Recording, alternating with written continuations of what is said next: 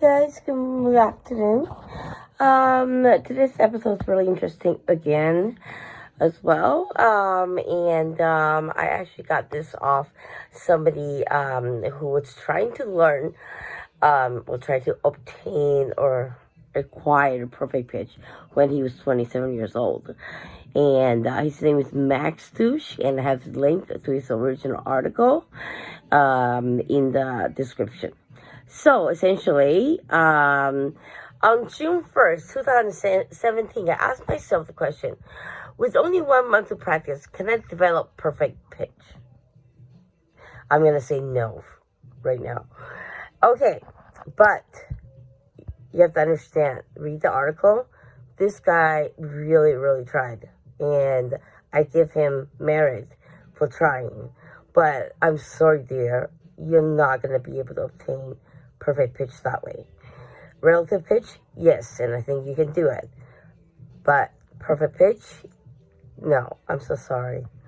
Alright, I'll keep going, and I will answer your question. My goal this month to acquire ability. In particular, I'm challenging myself to correctly identify 20 consecutive random generated musical notes without the reference tone. Okay, so I have a problem with that. You are memorizing in a way, I don't know how, because I have perfect pitch. You're memorizing 20 consecutive random generated musical notes without reference note. So your brain is already wired to only those 20 notes. So it's not that correct, right? Because how many keys are in a keyboard, a full keyboard, right? All right, so I would like you to test my perfect pitch ability in 2 ways. Using a computer to generate the note, and second, using another human and a piano to generate the notes. Okay, so my comment on that is because the recording, when you use acoustic to digital, like I said in many episodes, and nobody knows about this, you are either half a tone or 1 tone down. Most of the time, it's 1 tone down. So it's 2 half tones, so half notes down. So using computer-generated notes to test for your perfect pitch or to obtain your relative pitch, it might actually fuck you up more. Second, using another human and piano generated notes. I support that. That's fine. So, here's the plan. That's what he said. If I can mentally produce a consistent reference note, then I can create inside my brain. I should be able to combine this mental reference with my relative pitch skills to identify any other musical note without an external reference point. First of all, you are already using a reference note in your head. Okay, shut up, phone. Okay, you're already using a reference note in your head that you memorize. And then you said you identify any other musical note without an external reference note. It doesn't matter if it's internal or external.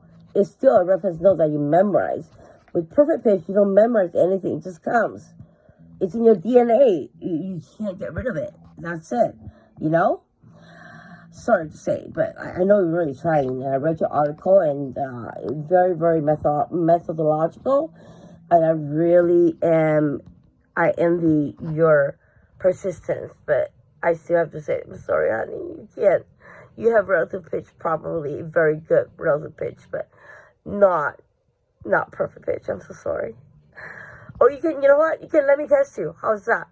Let me test you, and yeah, you know. Okay, so anyways, 4 minutes now. Let's move on. We're almost done. If I just complete part 1 and 2, the result won't look very much like perfect pitch. Instead, after a note is played, I'll sit there, hum to myself, do a quick mental computation, which you don't need to when you have perfect pitch, and then guess which note is being played. You're guessing it. Perfect pitch, don't guess. It's there. Once the reference note becomes part of my subconscious, so you're already using reference note already. So it doesn't matter. That doesn't constitute the perfect pitch. And my relative pitch skill become consistent, I should be able to instantly recognize any note being played without any mental computation.